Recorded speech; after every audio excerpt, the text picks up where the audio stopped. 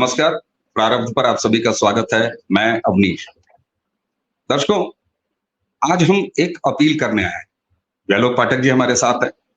सबसे पहले मैं इस देश की सभी जेलों में बंद कुख्यात अपराधियों से, अपराधी जी लोगों से, जो विचाराधीन हैं या जो सजा याफ्ता है, उन सभी से हाथ जोड़ के एक अपील करना चाहूंगा। आदरणीय supreme court of India, Bharat के सर्वोच्च न्यायालय ने आप सभी के सामने एक अवसर दिया। इस देश में चुनाव होते रहते हैं। आप ग्राम प्रधानी से लेकर कारपोरेटर यानी सभासद से लेकर एमएलए एमपी तक का कोई भी चुनाव देश भर में कहीं भी चल रहा हो, आप वहां पर्चा दाखिल करिए, कैंडिडेट बनिए और कैंडिडेट बनने के तुरंत बाद आप आदरणीय महान भारत के सुप्रीम कोर्ट की शरण में जाइए, अपना पर्चा दाखिला दिखाइए। आप खुद स्टार प्रचारक हैं, ये उन्हें सिर्फ बता दीजिए, वो स्वतः संज्ञान लेंगे और आप जमानत पा जाएंगे। देखिए ना, कितनी बड़ी उदारता दिखाई है सुप्रीम कोर्ट ने। उन्होंने शराब घोटाले के आरोपी एक विचाराधीन कैदी को जमानत दिया है, क्योंकि वो अपने पार्टी के स्टार प्रचारक। इतना बढ़िया रास्ता इस देश के सामने रखा है। इस देश के सभी सम्मानित अपराधी जनों, चाहे वो आर्थिक अपराध के हों, चाहे वो किसी दंडनीय और दूसरे अपराध के हों, उन सभी आदरणीयों को सुप्रीम कोर्ट ने जो गुलदस्ता भेंट किया है, पर्चा भरो, जमानत पाओ। व्यालोक जी, कहीं कुछ मैंने गलत कहा? सभी आदरणीय जेल के रहवासियों जी लोगों से एक चीज आपने गलत कही कि अपील करो। यहाँ तो कहा गया कि आप केवल मेल भेज दीजिए, बाकी हम देख लेंगे जी। ऐसा क्या है? तो ये चीज आपने थोड़ी गलत कर दी है। दूसरी बात कि आप ये बताना भूल गए हैं कि उन्हीं अपराधी जी लोगों की बात सुनी जाएगी जिनकी जेब में माल है, टनाटन है वो, या जिनके पास अभिषेक मनु सिंघवी जैसे वकीलों की फौज है, कपिल सिब्बल जैसे वकील, जिनको केवल खड़े होने के, वकीलों के खड़े होने के 15 लाख या 20 लाख रुपए वो लोग चार्ज करते हैं। भले ही आपकी तारीख आए ना आए, वो अगर कोर्ट में पहुंच गए हैं तो 15 लाख रुपए आपको देने पड़ेंगे। और ये ओपन सीक्रेट है। एक बार सिंघवी या कपिल सिब्बल का जो पूरा रोजनामचा था वो वायरल भी हो चुका है। दरअसल मैं थोड़ा उर्दू वुड से अगर लेना चाहूं अब कुछ शब्द उधार, तो आज की डेट में, और ये 1947 से है, कोई आज की तारीख में नहीं है। आज इसलिए हमें ज्यादा महसूस हो रहा है क्योंकि चौतरफा हमारे पास सूचनाएं आ रही, वरना कांड तो इससे भी बड़े बड़े किए हैं माय लॉर्ड्स ने। कांड तो इतने बड़े बड़े हुए हैं कि आतंकियों के लिए रात के 2 बजे विचार करने बैठ गए हैं माय लॉर्ड सब, कि इसके साथ क्या होना चाहिए। जघन्य अपराधियों को यह कहते हुए भाई लोगों ने छोड़ दिया है कि every sinner has a future, हर एक पापी का एक भविष्य होता है। और अगर इसको देखा जाने लगे तब तो फिर न्याय हो चुका है या हो ही रहा है। दरअसल हमारे देश में न्याय तंत्र उस रक्काशा के पांवों के पाजेब की तरह है जिसे कोई भी धनी अपने इशारे पर नचा सकता है, और जिसके कोठे की सीढ़ियां चढ़ते चढ़ते एक गरीब आदमी का दम निकल जाए। इस डायलॉग पर ताली। लेकिन खैर, मैं बहुत गंभीरता से यह बात कह रहा हूं कि भारतीय न्याय व्यवस्था, और इसके लिए मुझे कंटेम्प्ट का भी डर नहीं है, कि भारतीय न्याय व्यवस्था एक बृहत मजाक से ज्यादा कुछ नहीं। आप लोअर कोर्ट में जाइए, और लोअर कोर्ट में भी दिल्ली की लोअर कोर्ट में मत जाइए, मुंबई की लोअर कोर्ट में मत जाइए, आप जाइए बलिया की लोअर कोर्ट में, आप जाइए दरभंगा की लोअर कोर्ट में, आप जाइए तमिलनाडु के किसी शहर के लोअर कोर्ट में। आप देखिए कि वहां कैसे आपकी न्याय व्यवस्था चल रही है। और आपके परदादा ने कोई मुकदमा किया और आप अभी लड़ रहे हैं, इसके बावजूद न्यायाधीशों को हर एक ज्ञान केवल दूसरे के लिए देना है। आप देखिए कि अभी हमारे जो सीजेआई हैं, वो कितने विद्वान हैं, कितने निष्णात हैं, हर एक विषय पर वो राय देते हैं, चाहे वो एलजीबीटीक्यू हो या चाहे जो भी हो। वो कानूनी मसलों की व्याख्या तो करते ही हैं, गैर कानूनी मसलों पर भी बात करते हैं। जैसे अभी कुछ दिन पहले उन्होंने एक प्रेगनेंसी को लेकर बड़ा गजब का बयान दिया। पहले तो उन्होंने बाइनरी की बात की, जो विकसित देशों में, पश्चिमी देशों में चल रहा है, जहां पर लोग जेंडर को लेके, लिंग को लेके कंफ्यूज्ड हैं। 19-20 साल के लोग कंफ्यूज्ड हैं, उनको पता नहीं चल रहा है कि वो औरत है कि मर्द है। और इस तरह वो एक नया जेंडर न्यूटर के अलावा अब एक बाइनरी हुआ है कि वो आप उनको बाइनरी कहिए, और वो अगर पुरुष की भेष में महिला है, पुरुष के शरीर में महिला मन अगर कैद है, तो वो पुरुषों के टॉयलेट में जाएगी। मतलब इट्स सो कंफ्यूजिंग। और उसमें उन्होंने कहा कि प्रेगनेंसी भी एक फिजिकल स्टेट है और it can happen to anyone. ये कौन सी बात है? ये तो बायोलॉजिकल बात है ना। आप जबरदस्ती बायोलॉजी में, अभी 2 साल पहले केरल के एक जोड़े ने, जिसमें पुरुष तन में स्त्री मन कैद थी और स्त्री तन में पुरुष मन कैद था, दोनों ने अपना अपना ऑपरेशन करवाया, और ऑपरेशन के बाद जो स्त्री बनी, यानी जो पहले पुरुष था, दर्शकों ध्यान से सुनिएगा, इसको छोड़िएगा तो बहुत भ्रमित होंगे। तो जो पुरुष पहले स्त्री थी और अब पुरुष हो गया, और जो स्त्री पहले पुरुष थी और अब स्त्री हो गई, उसने बाकायदा कंसीव किया, बाकायदा उसको बच्चा होगा। तो यह 1.5 अरब में एक घटना है। आप इसको नियम नहीं बना सकते। मैं आज सार्वजनिक मंच से कहता हूं, मेरा एलजीबीटीक्यू से कोई विरोध नहीं है। आपको जिस किसी ने, आप भगवान को नहीं मानते हैं, प्रकृति को नहीं मानते हैं, आप बहुत साइंटिफिक हैं, बड़ा साइंस के पुरोधा हैं, तो आपको अगर साइंस ने वैसा बनाया है तो आप रहिए। किंतु यह जिद छोड़ दीजिए कि वही मूल है, वही मूल धारा है, और अगर वो हम नहीं है तो गलत। तो इस देश में न्यायाधीश और न्याय प्रणाली यही कर रहे हैं। और कल जो इन्होंने केजरीवाल को जमानत दी है, मैं ये पूछ रहा हूं कि आप उसको स्थायी जमानत क्यों नहीं दिए साहब? आपने अगर ये कहते हुए कहा कि भाई दिल्ली के सीएम हैं, बहुत काबिल हैं, स्टार प्रचारक हैं, मुख्य तर्क क्या था कि चुनाव है, 5 साल में एक बार आता है, इसलिए मिलॉर्ड जमानत दी जाए। तो भाई चुनाव तो अगले साल भी होगा, बिहार में मान लीजिए कि उनको बिहार में लड़ने का मन हो, तो ये आप अपने ही पूरे सिस्टम का माहौल बना रहे हैं ना। एक तो पहले ही आप लोगों ने इतनी धांधली मचा रखी है, लोअर कोर्ट का फैसला हाई कोर्ट को समझ में नहीं आता, हाई कोर्ट पलट देता है, हाई कोर्ट के फैसले को आप पलट देते हैं।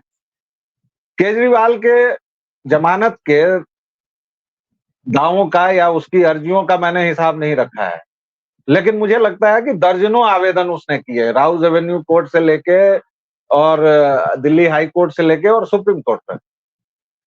इसमें कुछ नहीं तो 4-5 करोड़ रुपए तो वो केवल वकीलों की फीस में दे चुका है। मुझे एक बात बताइए कि कोई सामान्य व्यक्ति जिसे पुलिस सड़क चलते उठा ले रही है, क्या उसके लिए भी माय लॉर्ड का दिल इसी तरह धड़केगा?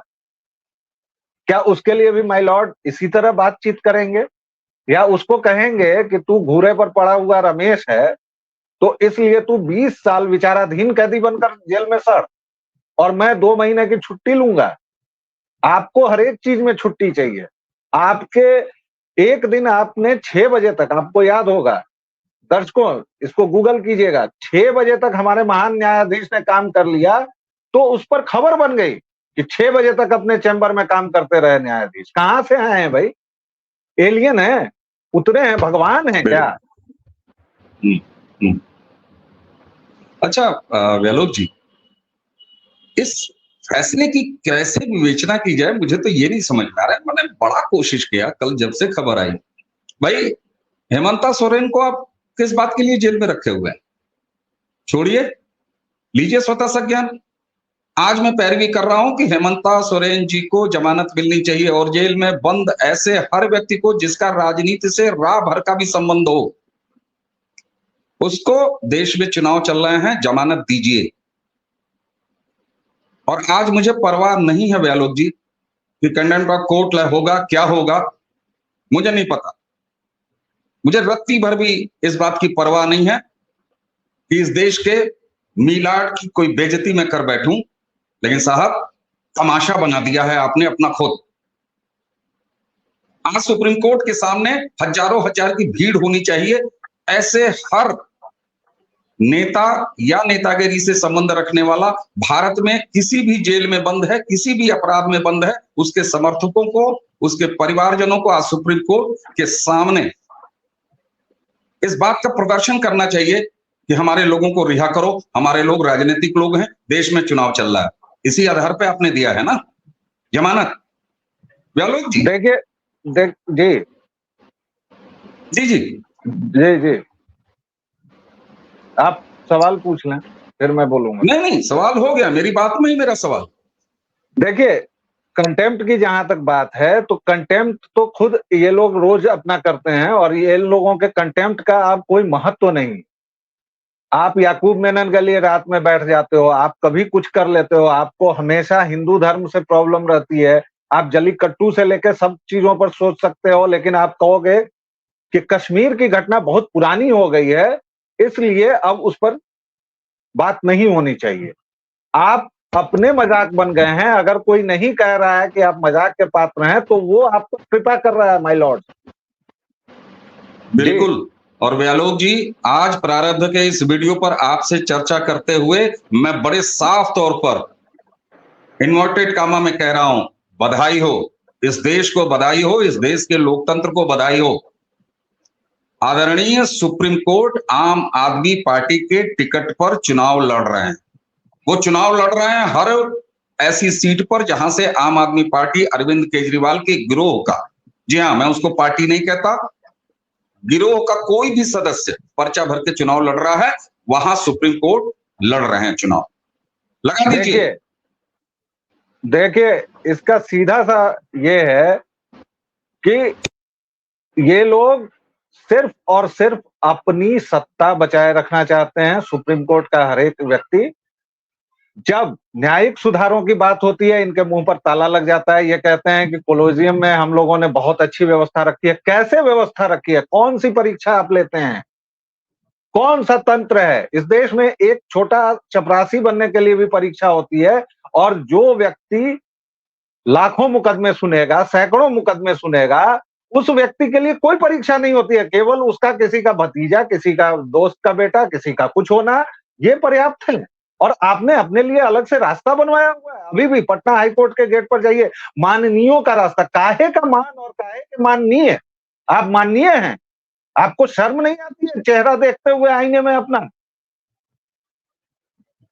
इन सभी न्यायाधीशों को न्यायाधीश कहते हुए मेरी जुबान कांपती है, क्योंकि ये लोग पूरा वो कॉलोनियल सिस्टम ही चालू किए हुए हैं। जब वो झबड़े पहनते थे, अभी भी पता नहीं क्यों पहनते भैया, वो जूं से बचने के लिए लंदन में लोग लगाते थे, न्यायाधीश महोदय लोग, क्योंकि वहां नहाने की व्यवस्था नहीं थी। आपके पास तो पानी है, रोज नहाते हैं, काहे वो लगाए रहते हैं?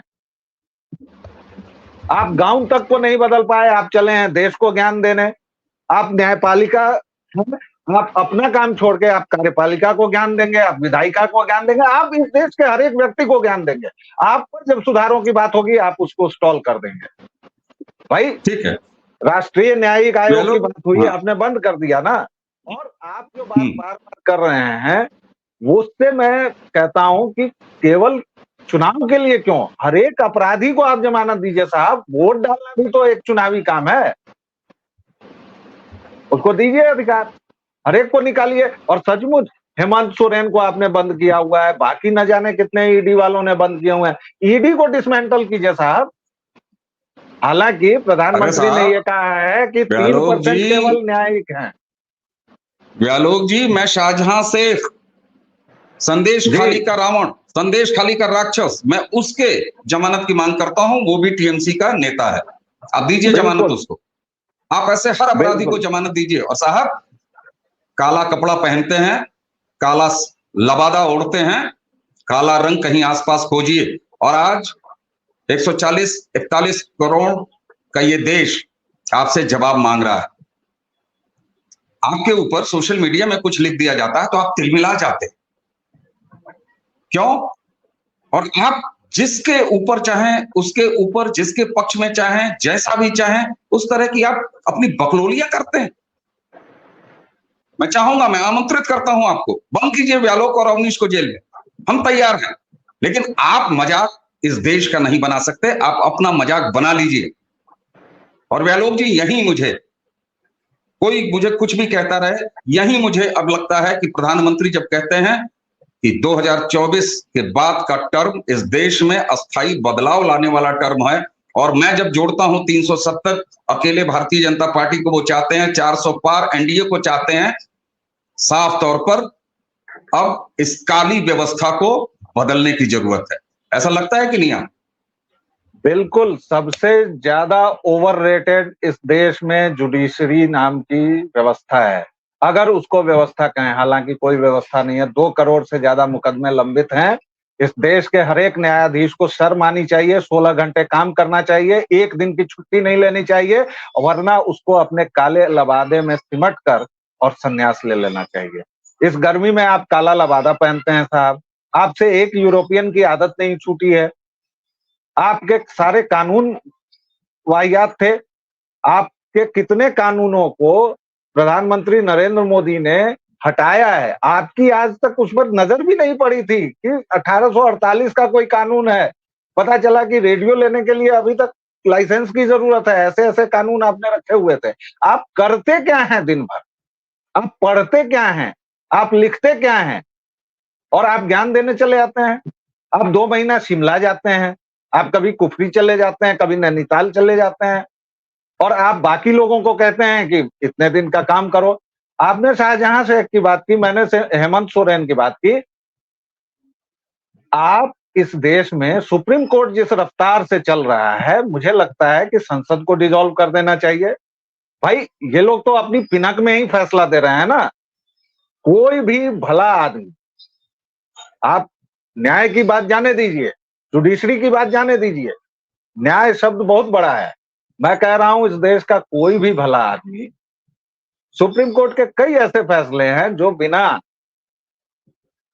तुरीया अवस्था में गए हुए नहीं लिखे जा सकते। अब तुरीया अवस्था को गूगल कीजिए साहब, और तब मुझ पर कंटेम्प्ट का केस लगाइए। लेकिन आप जब तुरीया अवस्था में होते हैं साहब, तो ही आप इस तरह के अजीब फैसले देते हैं जिस पर पूरा देश बौखलाता है। और ऐसा नहीं है कि हवास में, और जी होशो हवास में इस तरह के फैसले नहीं दिए जा सकते। और यही कारण है, तुरीया अवस्था को मैंने थोड़ा सा डाइल्यूट करने का प्रयास किया जी। और यही वजह है कि कल सोशल मीडिया पर सुप्रीम कोर्ट नहीं, सुप्रीम कोठा, शेम ऑन सुप्रीम कोर्ट, और ऐसे तमाम हैशटैग्स रन कर रहे थे, बावजूद इसके कि आम आदमी पार्टी का पूरा इकोसिस्टम और सब कुछ लगे हुए थे। लेकिन सामान्य जनता जब लिखने आती है या पढ़ने, ये बहुत बड़ा वेपन है। और इसीलिए शायद मिलॉर्ड्स को ये भी तकलीफ है कि इस देश में सोशल मीडिया का है भाई, बहुत बड़ी तकलीफ है। और व्यालोक जी, यहाँ पर आप देखिए, पिछले 18 मिनट से हम बात कर रहे हैं, हम अरविंद केजरीवाल नाम के एक अपराधी, संभावित अपराधी, जिसका केवल दोष सिद्ध होना बाकी है, आप एक चारा चोर, सजा याफ्ता मुजरिम को मेडिकल आधार पर पेरोल देते हैं, जमानत देते हैं, और वो घूम के राजनीतिक अंतड़िया और राजनीतिक गुर्दा और राजनीतिक किडनी खेल रहा है। ये हैं आपके काम। और आप देखिए, पिछले 18-19 मिनट से हम बात कर रहे हैं, हमें तनिक भर भी हमारी बातचीत में दर्शकों ये नहीं आया है कि आम आदमी पार्टी को इस अरविंद केजरीवाल की जमानत के बाद कितना नुकसान होगा, कितना फायदा होगा, कांग्रेस को कितना नुकसान, कितना फायदा होगा। अब तो भारतीय जनता पार्टी के रास्ते पंजाब और दिल्ली दोनों में बड़े मुश्किल। हम राजनीतिक बात नहीं कर रहे, हमसे हो ही नहीं रहा, हमें इससे मतलब नहीं है कि किस राजनीतिक दल को फायदा होना है, किस राजनीतिक दल को नुकसान होता है, कहां सीट कोई ज्यादा जीत जाएगा, कहां कोई कम हो जाएगा। हम ही व्यालोक पाठक हैं जो लगातार राजनीतिक बातें करते हैं दर्शकों आपके सामने, लेकिन आज जो कालिख अपने खुद के मुंह पे मिलाट्स आपने पोती है, उस कालिख को अब धोने का आप कब साहस कर पाएंगे? मुझे लगता है कि कड़े फैसले के बाद अब आपके सिस्टम को दुरुस्त करना पड़ेगा, आपको दुरुस्त करना पड़ेगा। और सुनिए साहब, ये 140-41 करोड़ की आबादी के नौकर हैं आप। सुन लो, कान खोल के अपने काले कान खोलो और सुन लो, नौकर हो तुम सब, मालिक नहीं हो। और तुम्हें सुधारेगी ये जनता अपना वोट देके, और कोई ना कोई ऐसा दिन जरूर आएगा कि जब तुम सड़कों पर सुधरे हुए अच्छे बच्चों की तरह ऐसे कान पकड़ के चलोगे। सुन रहे हो ना? सुन लेना, अपने लबादे उतारो और फेंक दो, कालिख उठाओ, अपने मुंह पे पोत लो जो तुमने फैसला दिया है। प्रारब्ध के इस मंच पर हमें किसी व्यालोक, किसी अवनीश को इस बात की चिंता नहीं है कि कौन कितनी सीटें ज्यादा जीत जाएगा। भाड़ में जाए चुनाव, भाड़ में जाए सीटें, भाड़ में जाए जीतना। मजाक बना दिया है अपने इस देश का व्यालोक जी। बिल्कुल सही बात है। इन्होंने कुछ नहीं किया है, केवल और केवल मजाक बनाया है। इनके तमाम फैसले, 2-4 जो मैंने गिनाए, उसके अलावा तमाम फैसले आप जो देखें, और सचमुच इनको अच्छे बच्चे बनाने की जरूरत है। सबसे पहले तो जो न्यायिक आयोग वाली जो चीज छूट गई थी, जिस पर इन्होंने खुद रोक लगा दी। दिक्कत यह है साहब कि कातिल भी यही है, मुंसिफ भी यही है, फैसला भी यही सुनाते हैं, वकील भी यही है, जिरा भी यही कर लेते हैं। भाई, न्यायिक आयोग बनने दीजिए, जरा कंपटीशन से आइए ना साहब। आप छोटे मोटे जजों के लिए तो बड़ा कंपटीशन करवा लेते हैं, छोटे मोटे जजों के लिए या न्यायिक व्यवस्था में जो टाइपिस्ट वगैरह हैं उनके लिए आप प्रतियोगिता करवाते हैं, लेकिन जो सबसे बड़ा जज बनेगा उसकी योग्यता क्या है? इनके पिताजी थे मुख्य न्यायाधीश, इनके चाचा जी थे, इनके चाचा जी के ताऊ के लड़के के बेटे के साढ़ू भाई थे। तो आपका जी, एक योग्यता और है, एक योग्यता और है, उस पर तो मैं अभी आया ही नहीं। छोटी चड्डी और बनियाइन पहन के ऐसे ऐसे वीडियो, ये भी योग्यता है। समंदर में नहा के और भी नमकीन हो गई हो, ये भी योग्यता है इस देश में देखी जा रही है। और एक योग्यता तो ये भी है जिस पर इनको तो शर्मसार होके डूब मरना चाहिए कि ये लोग चैम्बर में जज बनवाते हैं, और वो व्यक्ति आम आदमी पार्टी का वकील था कल, जो अपने चैम्बर में महिलाओं को जज बनवाता था। उसकी डिग्री नहीं छीनी गई, उसको डिबार नहीं किया गया, और वो व्यक्ति इतनी ताकत रखता है कि उसके लिए मिलॉर्ड कहते हैं कि अरे आपको आने की और तनख्वाह लेने की क्या जरूरत है, तकलीफ क्यों लेंगे, मेल कर दीजिएगा साहब। तो जो चैम्बर से जज बनेंगे, जो चैम्बर से मिलॉर्ड बनेंगे, उनका क्या हवाल होगा? यही हवाल होगा, और यही होना है। इसलिए सबसे जरूरी है न्यायिक सुधार, इस ओवररेटेड व्यवस्था को खत्म करना होगा। दूसरा सुधार यह है कि इनको जो प्रभु वाली ताकत मिली हुई है, अलग रास्ता, अलग लेफ्ट, फलाना चीजें, चिलाना चीजें, ये सब खत्म होनी चाहिए। ये कोट पैंट पहने या नॉर्मल पैंट शर्ट पहने, सड़क पर रहें और सड़क के बने।